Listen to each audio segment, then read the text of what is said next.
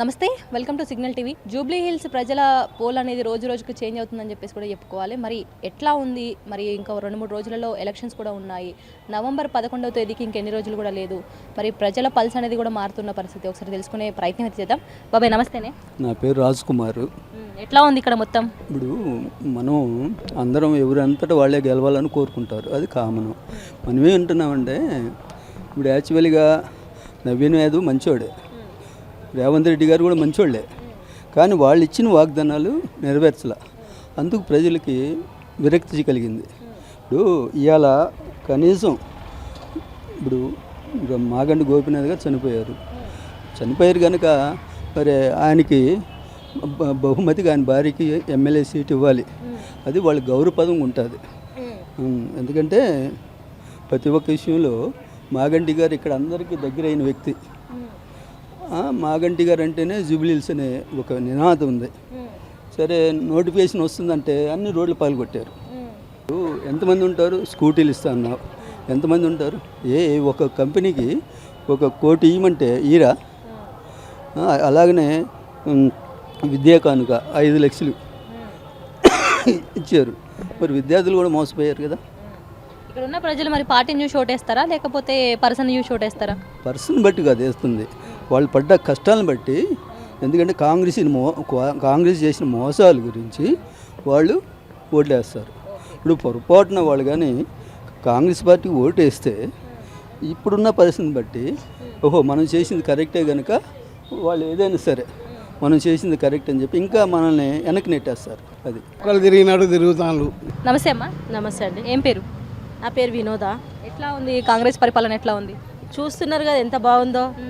6 గ్యారంటీలు ఇవ్వలేదు, స్కూటీలు ఇవ్వలేదు, మహిళలకి 4,000 పెన్షన్ రాలేదు, ఇంకా ఏమీ లేదు. ఫ్రీ బస్సు ఒకటి ఇచ్చిర్రు, ఆ ఫ్రీ బియ్యం ఇస్తున్నారు. అందులో చెత్త చెదారం అంతనే ఉంది. సగం బియ్యం నూకలు, రాళ్ళు ఉన్నాయి, రప్పలు ఉన్నాయి. ఆ పరిపాలన ఎట్లుందో చూస్తున్నారు. డబుల్ బెడ్రూమ్ అన్నారు, అవి లేవు.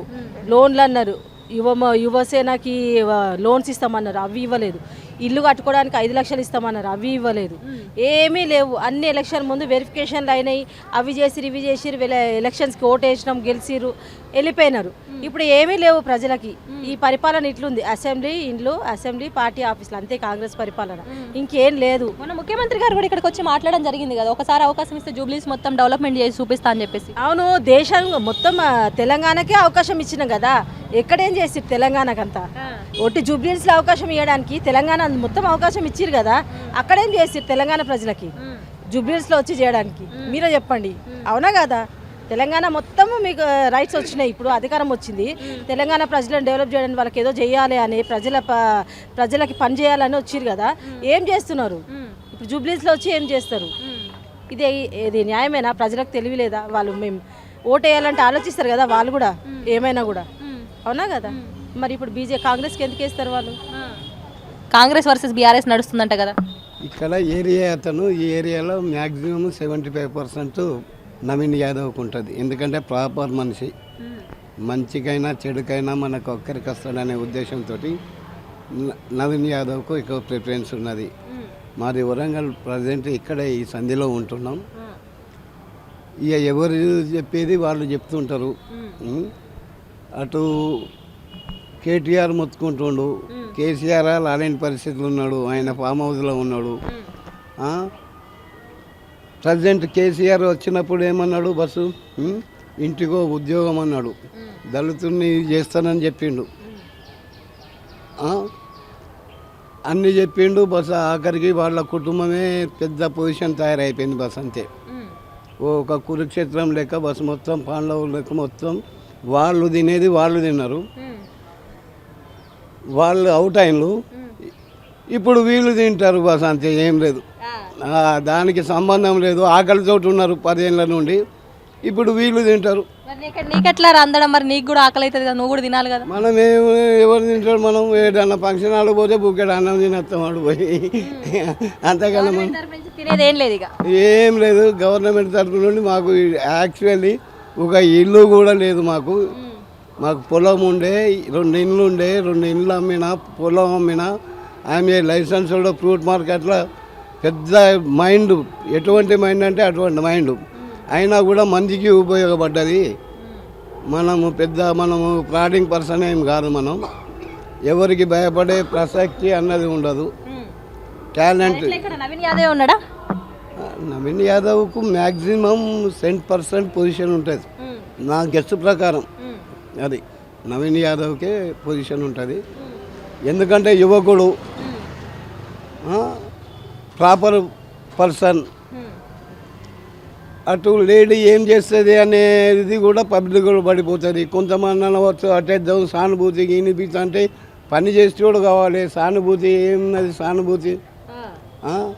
సానుభూతి ఈ రోజులలో ఎక్కర్ రాదు. సిఫార్సులు ఎనిమిది శ్మశాన మందు దొరకదు రవ్వంత చోటు.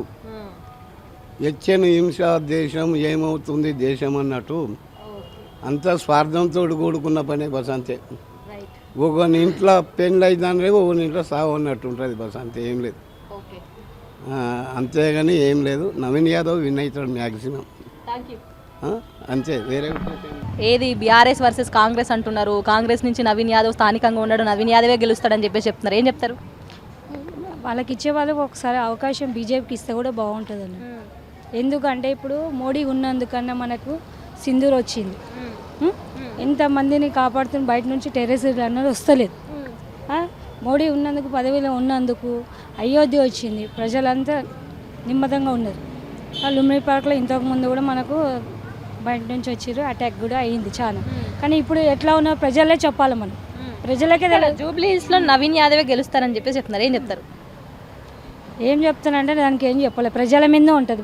ఒక్కొక్కసారి ఒక ఛాన్స్ ఇస్తే బాగుంటుంది మన బీజేపీ నాయకత్వం కూడా. కాంగ్రెస్ ఎట్లా ఉంది?